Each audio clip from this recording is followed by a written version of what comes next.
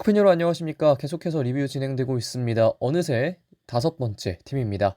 바로 물음표를 느낌표로 바꿨던 황선홍 감독이 있는 대전 하나 시티즌인데요. 지금부터 바로 들어가도록 하겠습니다.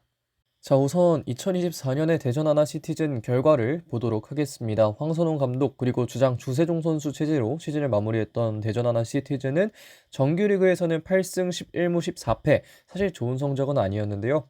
파이널 B에서 4승 1무라는 좋은 성적 거두면서 최종 순위를 8위까지 올려놓는 데 성공을 했습니다. 그만큼 이 파이널 B에서의 성적이 상당히 좋았다는 걸 확인을 할 수가 있는 부분이고요.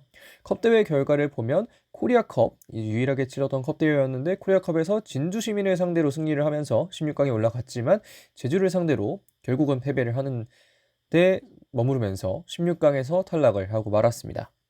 자, 이제 본격적으로 선수단 기록을 좀 보도록 하겠습니다. 올해 출전 시간 기준 베스트 11 왼쪽 보면 이창근 키퍼, 백포에는 강윤성, 김현우, 이정택, 김문환, 위쪽에는 김인균, 이순민, 주세종, 윤도영, 그 위에 김승대와 마사였습니다. 보면 지금 다른 팀들에 비해서 1000분대 나아가서 윤도영은 1000분도 안 뛰었는데 이제 출전 시간 기준 베스트 11에 들어가는데 그만큼 올해 대전이 여러 선수들을 기용해봤고 그 과정에서 이 팀의 성적도 쉽지 않은 순간들이 있었고 이런 것들을 좀 확인을 할 수가 있다고 생각을 할 수 있는데 안톤 같은 경우에는 좌풀백으로 기준으로 한다면 좌풀백 베스트 11 들어갈 수 있지만 센터백으로 기용되는 비중이 높아서 이렇게 했다는 거 말씀드리겠고요.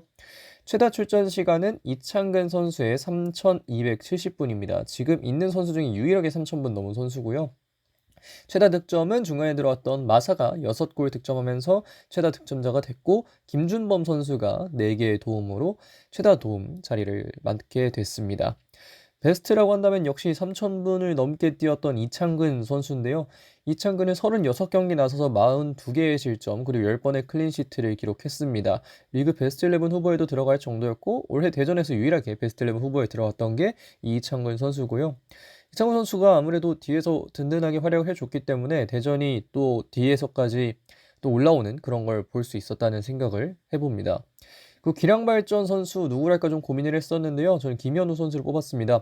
27경기 동안 한 골과 2개 도움을 기록했던 센터백 김현우 선수는 사실 이전에는 다소 불안한 면이 있는 센터백이었는데 올해 이 센터백 중에는 가장 많은 출전 시간을 보여줬고 특히 백포로 가는 과정에 이 김현우 선수의 역할이 크면서 대전 하나 시티즌의 수비진이 안정됐다는 평가가 많은데요.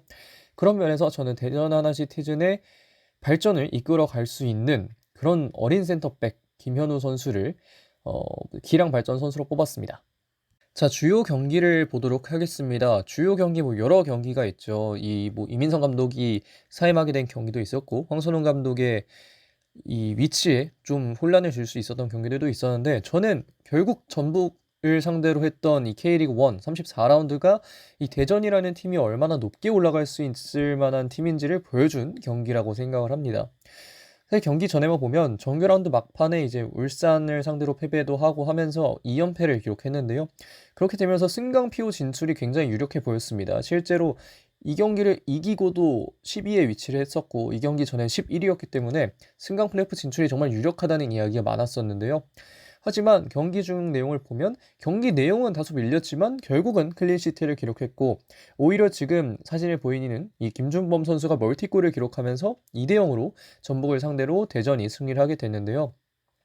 그걸 보면 결국 이 적응도 다치마 코치의 전술에 대한 적응도는 점점 올라가고 있었지만 파이널 라운드에서 그것이 좀 꼽히는 계기가 있었다. 특히 이 수비진이 안정화된 것도 좀 주요할 만한 점인데 수비진에서 이 백포가 완벽하게 또 구축이 되면서 이 다스마 코치 전술에서 대전 선수들이 좀 적응을 했구나 이런 걸 확인할 수가 있는 부분이 있었고 그러면서 파이널 라운드 너무 좋게 시작을 했기 때문에 4승 1무라는 엄청난 페이스로 결국에는 11위에서 8위까지 올라오는 데 성공을 했고 그렇기 때문에 저는 이 대전 선수들에게 우리도 할 수 있겠구나. 우리 승강 플레이오프도 안 갈 수도 있겠구나. 이런 걸 느끼게 해줬던 이 경기가 가장 또 이번 시즌 막판을 결정하는 데에서는 중요한 경기가 아니었나 생각합니다. 다음 주요 이슈 보도록 하겠습니다. 대전의 주요 이슈라고 한다면 역시 황선홍 감독의 대전행이었다고 너무나 당연하게 얘기할 수 있는데 선임 전에 이 황선홍호가 올림픽 진출에 실패를 했습니다. 올림픽에 아예 가지도 못하게 됐고 승부차이 끝에 패배를 하면서 오랜 기간 이어져 왔던 올림픽 진출 기록이 깨지고 말았는데요.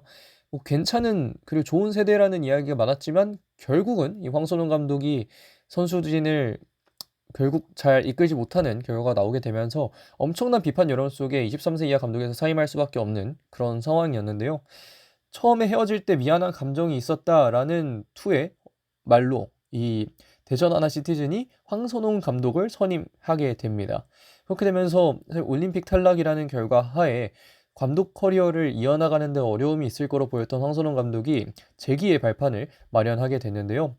부임 이후에는 이게 굉장히 또 긴 무승의 기간이 있었습니다. 그러면서 다시 한번 "아 진짜 황선홍 감독 왜 데려왔냐." 이런 이야기가 많을 정도였고 "황선홍 나가." 이런 여론이 많았는데 전술 코치 다츠마 코치를 선임한 이후부터 한 달 정도 지나서 승리도 많아지고 정말 좋은 결과들이 나오면서 다시 한번 반등에 성공을 했습니다. 그렇기 때문에 이 황선홍 감독의 부임은 초반에는 정말 물음표도 많았고 중반까지도 물음표가 많았지만 다치마 건술 코치를 선임하고 그 코치를 믿으면서 황선홍 감독이 특유의 매니지먼트를 할 수 있었던 게 결국은 마무리는 물음표가 아닌 느낌표로 마무리할 수 있었던 그런 과정까지 이어졌던 게 아닌가 싶습니다. 마지막으로 향후 시즌 중점 말씀드리면서 끝내도록 하겠습니다. 일단 저는 스쿼드 개편이 좀 필요하다고 보는데요. 물론 이미 지금 진행 중이기도 하지만 대전의 B팀을 해체하기로 하면서 더 이상 운영을 하지 않기로 하면서 A팀 스쿼드의 과포화가 생겼습니다. 결국 B팀이 해체되면 그게 다 A팀으로 들어가는데 그게 거의 52명 막 이렇게 돼 있었으니까요. 재정적인 측면을 봐서라도 A팀의 강화를 위해서는 선수들을 정리할 필요가 있었고 그런 것들은 뭐 지금도 계속 진행되고 있는 걸로 보이는데요. 그런 상황에서 정리와 동시에 전술에 대한 정립이 필요합니다. 시즌 막판에 이제 전술에 어느 정도 적응이 완료되면서 좋은 모습을 보여줬었는데 내용적인 측면에서 아쉬운 경기도 없지는 않았습니다. 이긴 경기 중에서도. 그렇기 때문에 내용적인 측면에서의 발전까지 이뤄진다면 대전이 얼마나 더 좋은 팀이 될지는 정말 상상하기조차 힘든 어려운 그런 모습들인데 전술에 대한 재정립 이런 것들 그리고 선수들이 전술에 대한 적응을 조금 더 잘하게 된다면 대전은 내년에 정말 파이널 B가 아니라 A까지 가고 그 이상을 노려볼 수 있을 정도로 좋은 팀이 될 수 있지 않을까 싶고요. 마지막으로는 외국인 선수 문제가 좀 해결이 돼야 된다고 봅니다. 이번 시즌 여러 외국인 선수를 데려왔던 대전인데 뭐 안톤 그리고 밥신, 마사 이 선수들은 뭐 괜찮게 해줬기 때문에 모르겠지만 뭐 음라파 그다음에 뭐 정말 많았죠. 음라파 말고 또 여러 선수가 있었는데 구택은 또 부상 때문에 출전하지 못하는 시간이 있었고 아론도 결국은 출전하지 못한 시간이 길었는데 저는 이미 백포 구성 어느 정도 됐고 센터백 영입도 지금 많이 이어지고 있는 걸 여러분들 보고 계시잖아요. 그렇기 때문에 외국인 공격수 라인업에 조금 더 집중을 해야 할 필요가 있어 보이고 외국인 공격수 라인업을 확실하게 구성해야 대전이 내년에 원하는 위치에 갈 수 있지 않을까 생각합니다. 여기까지 대전 하나 시티즌의 2024년을 리뷰해 봤습니다.